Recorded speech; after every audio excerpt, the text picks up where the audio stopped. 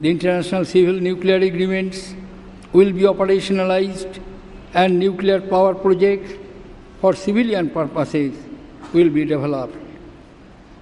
My government is conscious of the fact that our urban infrastructure is under severe stress. Soon, 50% of our population would be residing in urban areas. Taking urbanization as an opportunity rather than a challenge, the government will build 100 cities focused on specialized domestic and specialized domains and equipped with world-class amenities. Integrated infrastructure will be rolled out in model towns to focus on cleanliness and sanitation. By the time the nation completes 75 years of its independence, every family will have a pakka house with water connection, toilet facilities, 24/7 hours electricity supply and access. Honorable members, while putting the country on a high growth path, my government will keep sustainability at the core of our planning process. My government strongly believes that environmental conservation can go hand in hand with development. To achieve this, environment and forest clearance systems will be made more predictable, transparent and time-bound.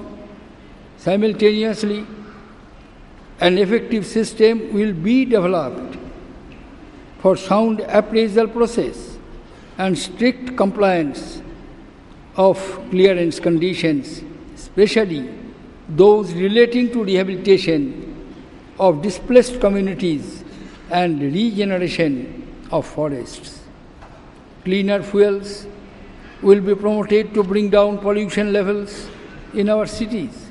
Government will earnestly take up mitigation works to meet the challenges posed by climate change and will closely work with the global community in this regard. Conservation of the Himalayan ecology will be a priority area for my government. A national mission on Himalayas will be launched. In the recent past, serious concerns have been expressed regarding use of discretionary powers in allocation of our precious natural resources. The government will formulate clear and transparent policies on allocation of critical natural resources such as coal, minerals, and spectrum. River Ganga is a part of our rich culture, rich cultural heritage, a symbol of faith and the lifeline of millions. However, Ganga continues to remain polluted, with many stretches of the river becoming dry in the lean season. My government will take all necessary steps to ensure a perennial, clean and pristine Ganga. Our rich cultural heritage is the very foundation on which rests the unity of our diverse nation. Indian languages are repositories of our rich literature, history, culture, art, and other achievements. My government will launch a national mission, e-Bhasha, that will develop digital vernacular content and disseminate our classic literature in different languages. My government will also provide the required resources for the maintenance and restoration of national heritage sites. India has a vast untapped potential for tourism, which can play a special role in the socio-economic progress.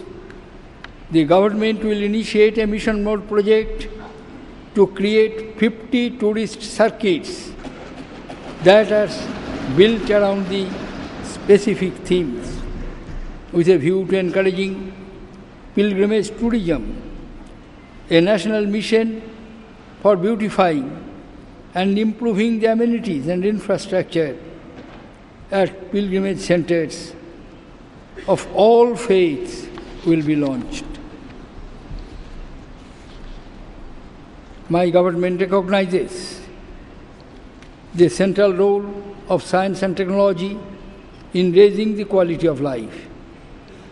It will encourage and incentivize private sector investments, both domestic and foreign, in science and technology and in high-end research aimed at nurturing innovation. My government will build world-class research centers in the fields of nanotechnology, material sciences, thorium technology, brain research, and STEM cells. The government will establish institutes of technology for rural development and central universities of Himalayan studies. Honorable members, the government will maintain a vigil in the areas of internal security. A policy of zero tolerance towards terrorism, extremism, riots and crime will be pursued. The states will be assisted for modernizing police infrastructure and equipment to tackle new forms of terrorism, including narco-terrorism and cyber threats. A national plan will be chalked out in consultation with the state governments to effectively curb incidents of communal violence and challenges posed by left-wing extremism. My government will take steps to equip the security forces with the latest technology and to improve their working conditions. My government will carry out reforms in the defense productions to increase efficiency and economy. It will encourage domestic industry, including the private sector, to have a large share in the design and production of the defense equipment. We will introduce policies to strengthen technology transfer, including through liberalized FDI in defense production. With readily available skilled human resources, India can emerge as a global platform for defense manufacturing, including software, which will strengthen our defense and spur industrial development as well as exports. The country is proud of its armed forces. They serve the nation with professionalism, dedication, and valor. Securing our nation and supporting relief and rescue operations in the wake of disaster and calamities. We will strengthen defense preparedness by modernizing our armed forces and addressing the shortage of manpower on priority. Recognizing the importance of coastal security, my government will set up a national maritime authority. My government will do everything to repay the debt of our brave and selfless soldiers. It will appoint a Veterans Commission to address their grievances so that they know that we do not stop caring for them when they retire from active service. The government will build a national war memorial to honor the gallantry of our soldiers. One rank, one pension schemes will be implemented. Honorable members, India's foreign policy, with its civilizational roots and heritage, is based on the principles of developing peaceful and friendly relations with all countries. We will pursue our international engagement based on enlightened national interest, combining the strength of our values with pragmatism, leading to a doctrine of mutually beneficial relationship. My government is committed building a strong, self-reliant and self-confident India regarding its rightful place in the Committee of Nations. My government sent a unique and bold signal to the South Asian region and the world by inviting for the first time in independent India leaders of all South Asian neighbors to the swearing-in ceremony of the new Council of Ministers on May 26. We are grateful to them for accepting the invitation at such a short notice.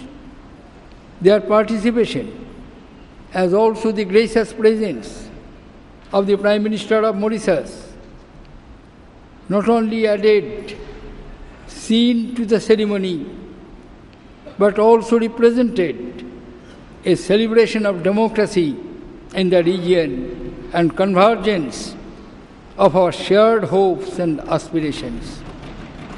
This shows my government's commitment and determination to work towards building a peaceful, stable and economically interlinked neighborhood which is essential for the collective development and prosperity of the South Asian region.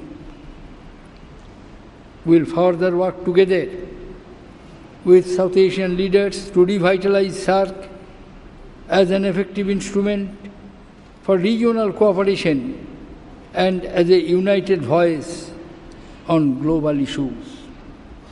At the same time, we will never shy away from raising issues of concern to us at a bilateral level. We emphasize that the future of shared prosperity can only be built on the foundation of stability in the region, which requires sensitivity to security concerns and an end to export of terrorism to neighbors.